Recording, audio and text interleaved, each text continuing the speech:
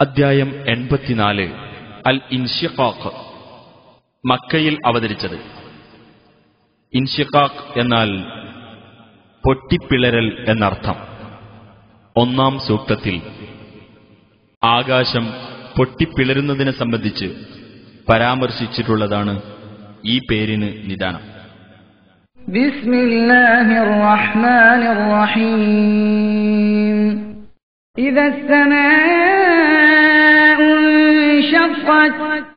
ആകാശം പിളരുമ്പോൾ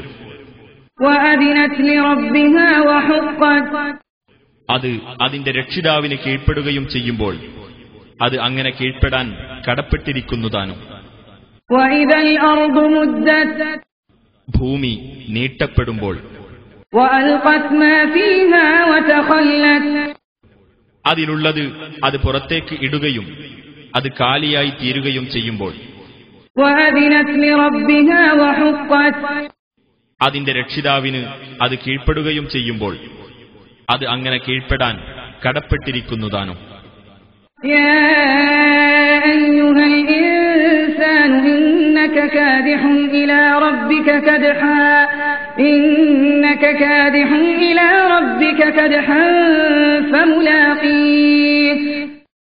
ഹേ മനുഷ്യ, നീ നിന്റെ രക്ഷിതാവിങ്കലേക്ക് കടുത്ത അധ്വാനം നടത്തി ചെല്ലുന്നവനും അങ്ങനെ അവനുമായി കണ്ടുമുട്ടുന്നവനുമാകുന്നു.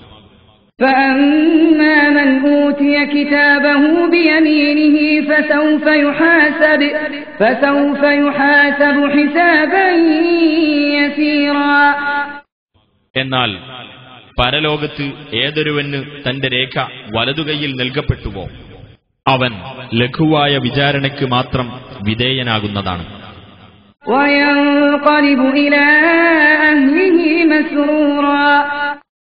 അവൻ അവന്റെ സ്വന്തക്കാരുടെ അടുത്തേക്ക് സന്തുഷ്ടനായിക്കൊണ്ട് തിരിച്ചു പോകുകയും ചെയ്യും.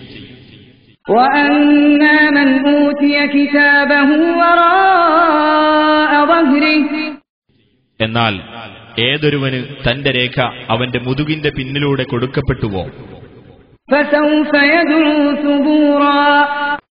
അവൻ നാശമേ എന്ന് നിലവിളിക്കുകയും ആളിക്കത്തുന്ന നരകാഗ്നിയിൽ കടന്ന് എരിയുകയും ചെയ്യും.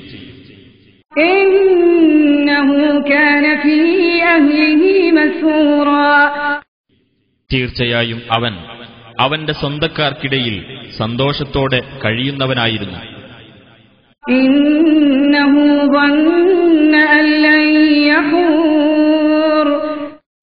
തീർച്ചയായും അവൻ ധരിച്ചു അവൻ മടങ്ങി വരുന്നതേ അല്ല എന്ന്.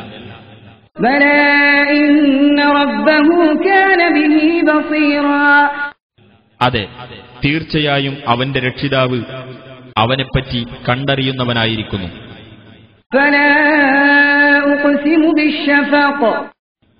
എന്നാൽ അസ്തമയ ശോഭയെക്കൊണ്ട് ഞാൻ സത്യം ചെയ്തു പറയുന്നു,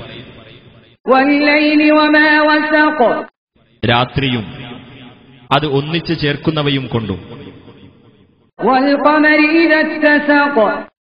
ചന്ദ്രൻ പൂർണ്ണത പ്രാപിക്കുമ്പോൾ അതിനെക്കൊണ്ടും,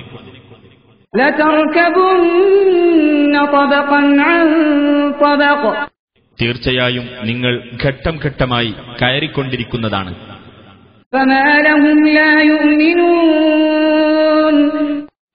എന്നാൽ അവർക്കെന്തുപറ്റി? അവർ വിശ്വസിക്കുന്നില്ല.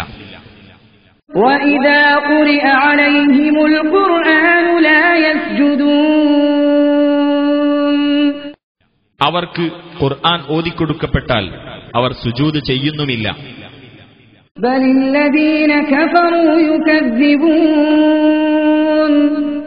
പക്ഷേ അവിശ്വാസികൾ നിഷേധിച്ചു തള്ളുകയാണ്.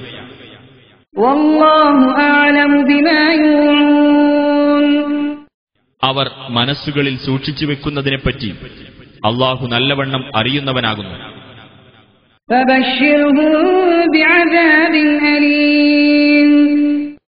ആകയാൽ നബിയെ, നീ അവർക്ക് വേദനയേറിയ ഒരു ശിക്ഷയെപ്പറ്റി സന്തോഷവാർത്ത അറിയിക്കുക.